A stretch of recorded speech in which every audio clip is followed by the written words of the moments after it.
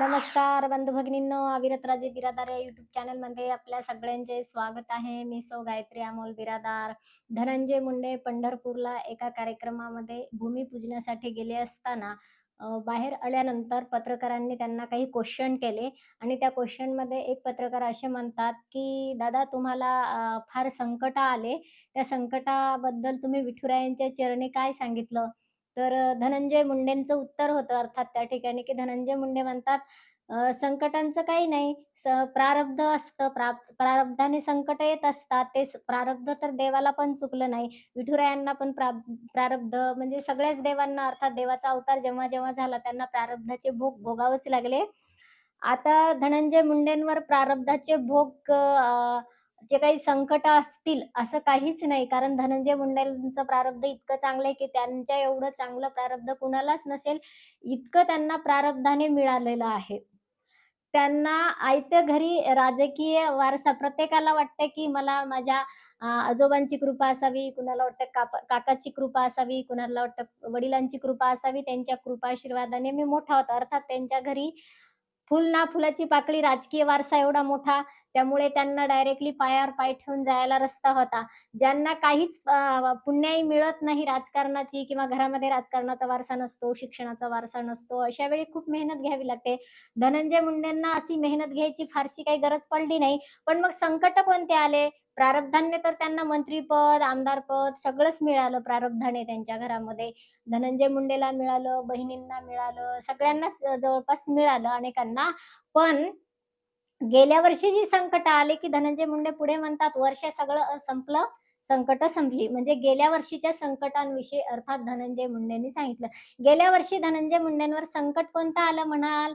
तर मंत्रिपदाचा राजीनामा द्यावा लागला. एवढंच एक संकट धनंजय मुंडेंवर आलं. आता हे संकट आहे का? आणि ते प्रारब्धानं आलेलं संकट आहे का? प्रारब्धाने संकटं कोणते येतात कुणालाच माहीत नसतात. आपोआप अचानक दुःखाचा डोंगर कोसळतो, त्याला प्रारब्धाचे भोग म्हणतात. म्हणजे जे पूर्वजन्मीचे असतात. आता पूर्वजन्मीचं असं काय पाप असेल धनंजय मुंडेंचं, की त्या पूर्वजन्मीच्या पापामुळं धनंजय मुंडेंना मंत्रिपद गमवावं लागलं. याला पूर्वजन्मीचं पाप म्हणता येईल का? का? कारण ज्या गोष्टीमुळे धनंजय मुंडेंना राजकीय पदाचा राजीनामा द्यावयाला लोकांनी भाग पाडलं, अर्थात अनेक लोकप्रतिनिधी आले ते राजीनामा द्या म्हणण्यासाठी. इतर पक्षही आले, लोकही जनताही रस्त्यावर आली आणि सामाजिक कार्यकर्ते पण त्याच्यामध्ये सहभागी होते. अर्थात आता सगळ्यांची नावं सांगण्याची काही गरज नाही. सगळ्यांना पाठ झालेत.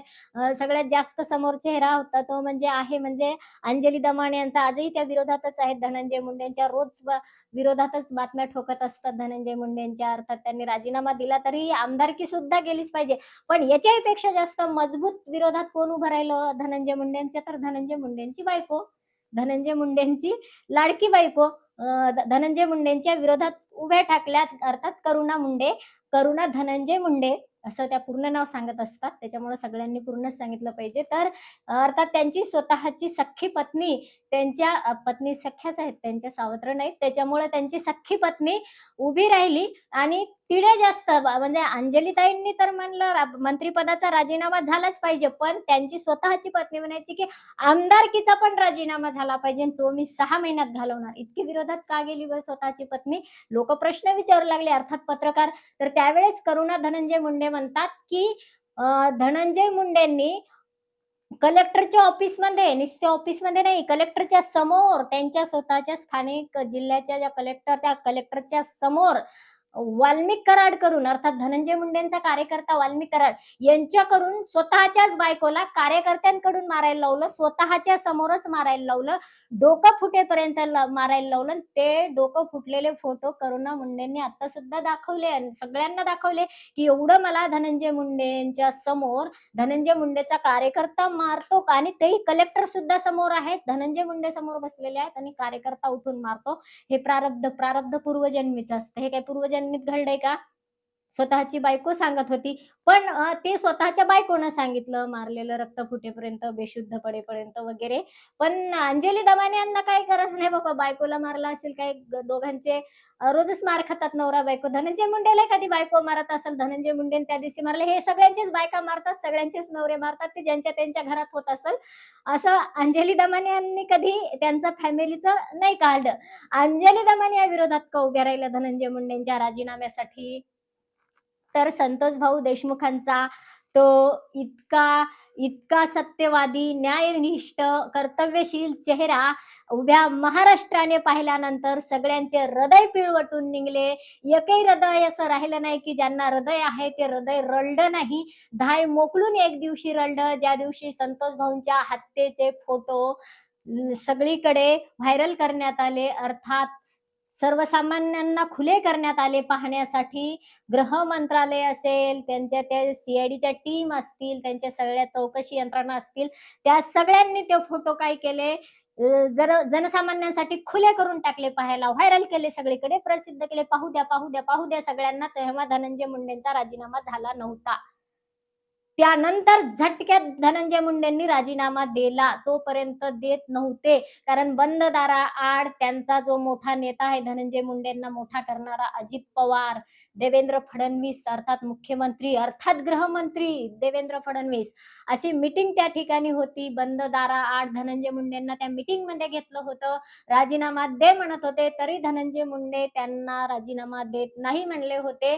मग त्यानंतर ह्या सगळ्या त्यांच्या टीमनी, सगळ्या त्या चौकशी यंत्रणांनी फोटो क्षणात व्हायरल केले आणि क्षणात त्यांना राजीनामा इकडे द्यावा लागला. याला प्रारब्ध पूर्वजन्मीचं असतं. हे तात्काळ क्विक तयार झालेलं होतं संकट, फक्त संतोष भाऊंमुळे. आधी संतोष भाऊंवर संकट आणल्या गेलं, आलं नाही. संतोष भाऊंवर संकट आणल्या गेलं आणि मग ते संकट धनंजय मुंडेंवर येऊन ठेपलं. का? तर कुठेतरी धनंजय मुंडेच दोषी असल्याचं सगळ्या यंत्रणांना दिसून येत होतं. पण धनंजय मुंडे निर्दोषच असते तर त्यांचा नेता होता ना सोबत, त्यांच्या पक्षांचा नेता, कसं काय राजीनामा देऊ म्हणू शकतो? निर्दोष असल्यावर कसं काय दे म्हणू शकेल? नाही म्हणू शकत ना. अजित पवार कसं दे म्हणू शकेल? अर्थात अजित पवार काय म्हणजे इतके पाठीशी घालणारे नाहीत का लोकांना, गुंड लोकांना? आता तर 4 टोळ्यांना तिकीट वाटलेत अजित पवारनी. म्हणजे जेलमधून त्यांचे कार्यकर्ते, अजित पवारांचे जेलमधून खुना म्हणजे डायरेक्टली काय नुसता आरोप आहे असं नाही, डायरेक्टली खून केलेले खुनी लोक त्यांनी इलेक्शनला तिकीट देऊन उभे केलेत आणि जेलमधून तोंडावरती काळा कपडा बांधून तिथे येऊन त्यांनी फॉर्म भरलेत. तर धनंजय मुंडेंना कसे म्हणले असते की तू दोषी आहेस, राजीनामा देच म्हणून? दोषी नसलेल्या माणसांना, दोषी असलेल्या माणसांना सुद्धा अजितदादा सांभाळून घेणारे इतके चांगले नेते आहेत. तर दोषी नसलेल्या माणसांचा राजीनामा कसे घेतील? प्रारब्धाच्या पूर्वजन्मीच्या प्रारब्धाने. अर्थात पूर्वजन्मीचं प्रारब्ध चांगलं आहे धनंजय मुंडेंचं.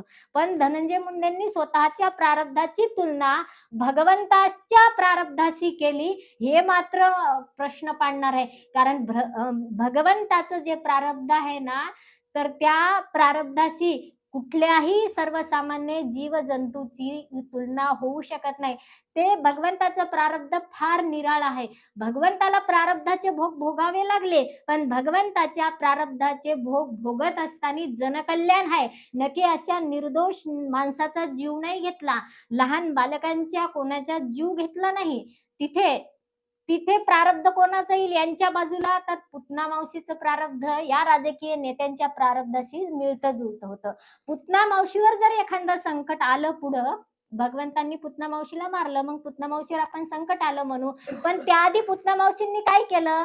पुतना मावशींनी दीनदुर्बळांची मारिता बाळके, करिता ती शोके माये बाप, गोर गरिबांची लेकरं तिनं मारून टाकली. आणि असे कंसाचं जे प्रारब्ध आहे ना, कंसावर जे मरण्याचं संकट आलं पुन्हा भगवंताकडून, तर कंसाचं जे प्रारब्ध आहे ते या राजकीय नेत्यांच्या प्रारब्धाशी मिळतं जुळतं असेल. कारण कंसाने आघासूर, बकासूर असे अनेक असुर तिथे गोकुळातल्या बालकांना मारायला पाठवले. अर्थात श्रीकृष्ण टार्गेट होता, श्रीकृष्णाला मारायला पाठवले, अनेक राक्षस मारायला पाठवले.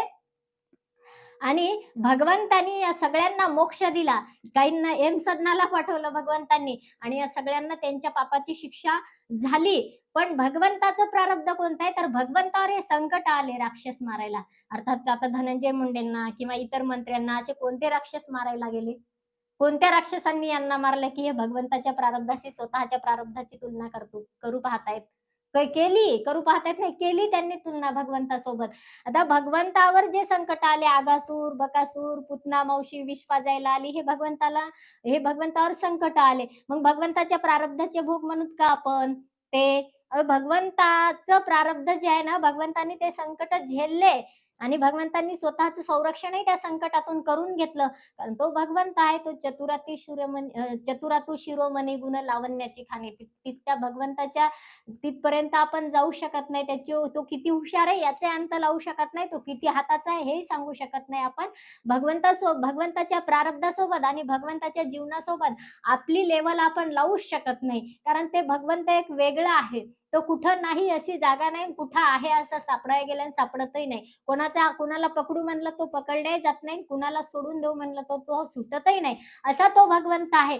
पण त्याचं प्रारब्ध अलग आहे, आपलं प्रारब्ध अलग आहे. अर्थात मंत्र्यांचं, धनंजय मुंडेंचं जे प्रारब्ध आहे ते पूर्व प्रारब्ध चांगलं आहे. हल्लीचं प्रारब्ध खराब आहे. मग याचे भोग सरत्या वर्षात संपले नाही, याचे भोग पुढे भोगावे लागणार आहेत पुढच्या जन्मात किंवा अजून पुढच्या दिवसात.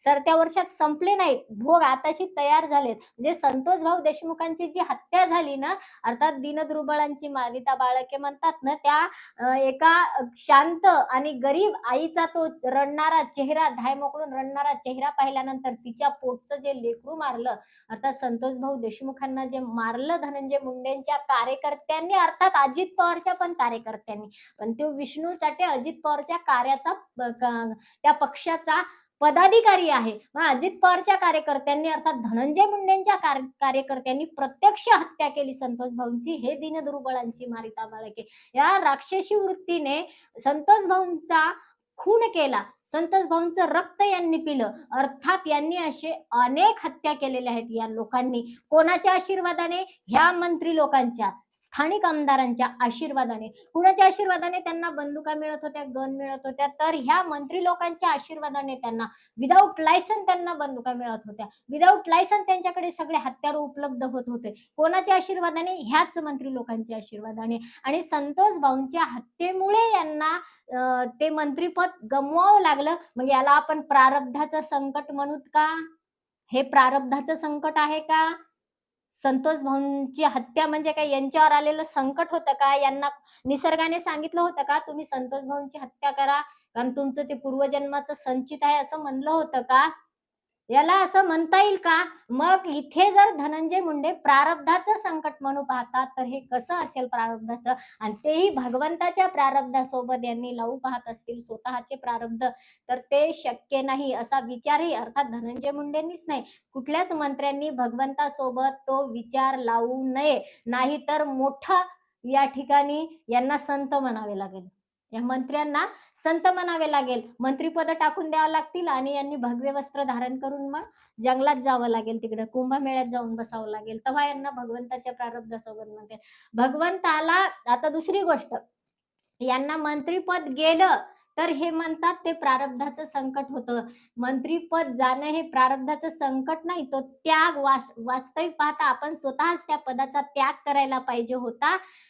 तुम्ही भगवंतासोबत तुलना करू पाहताय, पण प्रभू रामचंद्रांनी ज्या वेळेस त्या रावणाला मारलं, त्यावेळेस प्रभू रामचंद्रांना पद आपोआप मिळालं होतं. कारण प्रभू रामचंद्र विजयी झाले होते. रावण तर धारातीर्थी पडला होता आणि रावणाचं आयतं राज्य जे आहे ते भगवंताला मिळालं होतं. पण भगवंतांनी ते स्वीकारलं नाही पद. भगवंतांनी त्या पदाचं त्याग तिथं स्वीकारलंच नाही. तेच राज्य बिभीषणाला, अर्थात तिथल्या स्थानिक, तिथल्या रावणाच्या त्या भावाला देऊन टाकलं, की तू आता या लंकेचा राजा बन, मी नाही. त्या ठिकाणी बिभीषण म्हणतो, की देवा आता हे सगळं तुमचं झालं. कारण की तुम्ही विजयी झालेत. रावण तुमच्या हाताने धारातीर्थी पडलाय. आता हे सगळं तुमचं आहे. पण नाही, भगवंताने त्या पदाचा स्वीकार केला नाही, त्या राज्याचा स्वीकार केला नाही. बिभीषणाला राज्य दिलं, अर्थात तिथे त्याग केला. आपण त्याग तर केलाच नाही मंत्रिपदाचं. संकट म्हणतात, ते संकट नव्हतं. संकट तर संतोष भाऊंवर आलं. संकट कोणावर आलं? संतोष भाऊंवर संकट आलं. संकट कोणावर आलं? संतोष भाऊंच्या छोट्या छोट्या लेकरांवर संकट आलं.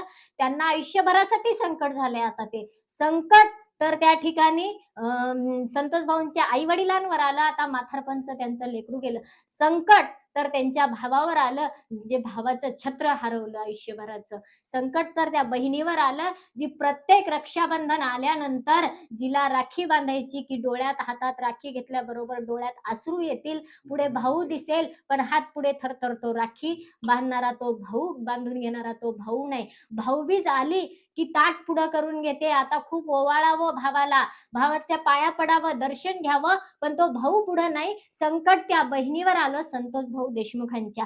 तुमच्या बहिणीवरही संकट नाही. तुमच्या बहिणींना निवडून न देताही तुमची बहीण मंत्री झाली आणि तुमच्यावर पण संकट नाही. तुम्ही बायकोला कलेक्टरच्या समोर कार्यकर्त्यांकडून मारून घेतलं, तरी तुमची बायको आमदारकी रद्द करू पाहते. तरीही त्या ठिकाणी तुमचं आमदारकी अजूनही आहे. त्यामुळे तुमचं प्रारब्ध चांगलं आहे याचा अर्थ.